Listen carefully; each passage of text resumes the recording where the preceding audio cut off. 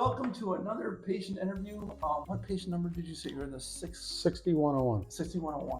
It's a pleasure to have you here. Let's start with this. What did you come for? How bad was it?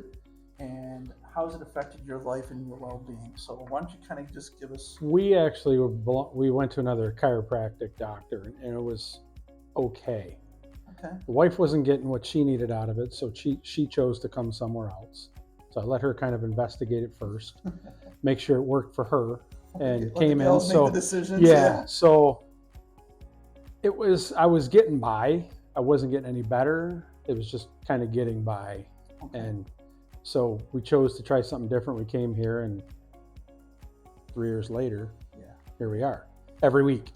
So things, and it is, and that's what I love. A lot of my patients I've had on, and the reason why we chose you guys is because you guys have been consistent chiropractic patients, which is we can kind of show our students how, what you guys like about it, so that they can maybe start to reiterate, it's not just about taking care of pain and symptoms, it's about staying healthy. Yeah. So basically, what was the thing? Was there anything you kind of noticed between? So you started to improve basically from when you went to the other chiropractor. Was there anything specific that we were doing that you can kind of point out, or what do you think? Education. Okay. Stretching techniques, different techniques, actually listening to the patient on what was kind of how we were feeling that week versus, the week before. And just by coming every week, we joke, it's our Saturday thing. We get coffee, go to the chiropractor, and we call it our guilty pleasure. Yeah. It's something we look forward to every week.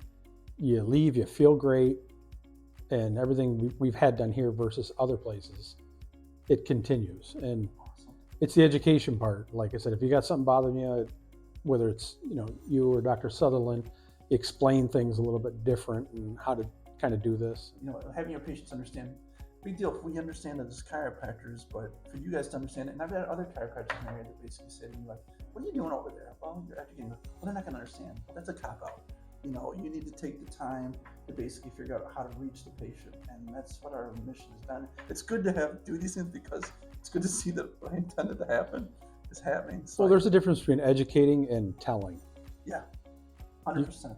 So you break it down good enough for everybody to kind of understand what you're trying to do versus just, this is what you need to do, this is what I'm going to do, not the why or 3 months down the road, or the continuing keeps everything in line versus just coming in when you're hurting. And have you noticed anything else, like unexpected improvements that you've had with your health since undergoing chiropractic care?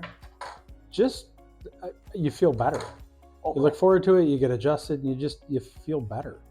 Like throughout the week, it doesn't seem to wear out, and then it's just, hey, I'm just here for routine maintenance, keep everything straight where it should be. It's important. Every time you get adjusted, there's actually receptors in the joints, and those receptors sense the motion. They send messages to the brain processes information, send muscles back down to the muscles to relax, and that's what keeps you going throughout the week, is that reflex. So, and we're always out there facing physical, chemical, and emotional stresses. Right.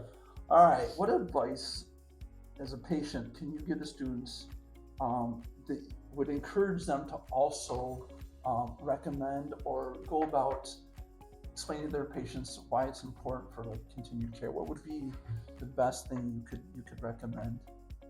It's just overall feeling better. My sister goes to the chiropractor when she's hurting. It fixes it for a day or two. But she's like, why do you go every week? I go every week because I stand taller. I feel better.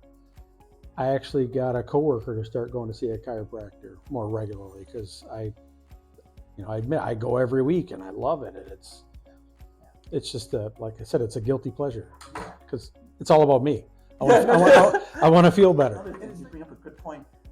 As you get adjusted, you really start to know what it feels like when you don't feel good either. And it's nice because we'll go away or the office will be closed and people will be like, man, I couldn't wait to have you come back. I know when I miss a week. You can tell. Whether we go on vacation or you guys are on vacation or kids' activities come up and you don't make it in, I know when I miss. Yeah. It's a good point. We can even educate our patients, but giving them a chance to feel what they feel and working alongside them. I constantly tell patients, hey, I can go to school for another 20 years. I still can't feel what you're feeling. So it's very important to even be in tune with your patient and let them tell you no egos here. Yeah. If something's feeling something, all right, let me check that, and I know Doc is great about that too. Well, too, I had like a nerve issue with my lower back and all down my legs, so he actually got me introduced to your therapist. Yeah. So working in conjunction with him and her, I'd set up an appointment to get done with her, and then I'd get adjusted right after. And just the two of them working together. Okay, what did she do? What did she say? And just kind of bringing all that together. And Jess is awesome. She's awesome, and it's all again. She's increasing the proprioceptors of the nerves, so it's awesome. And then listening to you guys is like, you gotta listen to you guys. I still can't feel what you guys feel every day. Right. Well, the thing is if the doctor can listen to the patient and kind of understand the patient, at least make them feel like they're being listened to, and work down in the right spot to have that positive rapport with the patient. So important. And it starts at the front door. Yeah. You guys have a great staff, and the great staff resonates through people in the room. Both doctors are great, and it's fun to be here. Yeah. So it's not like walking into your standard doctor's office. It's the physicalness, the physical stresses from when you go outside the office, you put your stress on your body, that cause the misalignments. Right. Physical, chemical, emotional. Well, at least when you guys come in, the emotional experience is just as important. Basically promote health as the physical adjusting.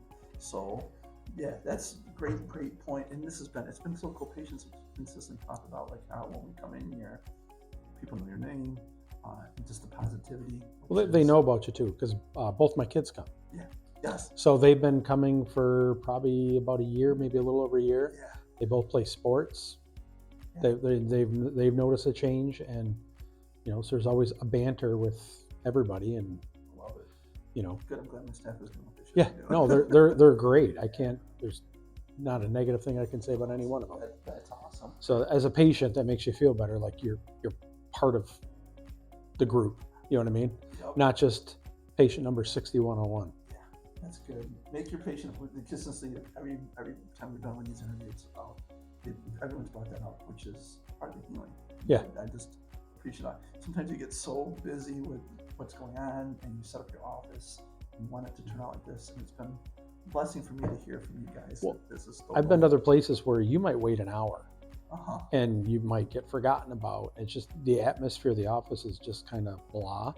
Whereas I've been in here, I've been standing room only, and I wasn't here that long, and everybody was doing their part. Everybody was energetic. Everything went well, and you actually got the patients in the lobby starting up conversations, because I think just everybody, it's that whole atmosphere together that really makes it work. I'm glad to hear it's still happening. Yeah. It's like I said, we get busier. I tend to do everything, but that's what I set the clinic to be.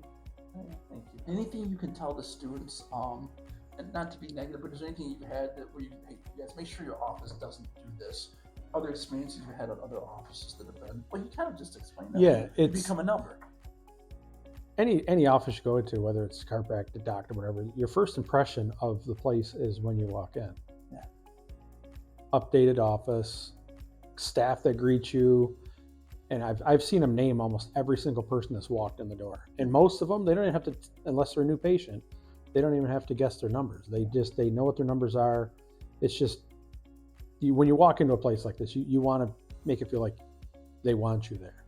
You're not just there to, bill the insurance or collect the money, and you actually feel, I don't know, kind of connected with everything. That's what we wanted, because it helps to heal. Plus, we're with you guys. Well, then you guys do your fundraisers too for the community, and you have your patients that come out and support it. Yeah. So we do some. Yeah, it's kind of. We want to be there with the group of people. It's fun. It is. We have fun, because remember, guys, it promotes healing. When you sometimes patients grow up between the jobs and the struggles of that, and then even like family life, and at least we can have a place. A lot of people just come and say like, "Hey, this one place when I get uplifted." Well, then we're helping your health also. Thanks again, brother. Yep. I appreciate you, man. Yep. Thank you. Yep. This is awesome, man. I tell you. Thanks, guys.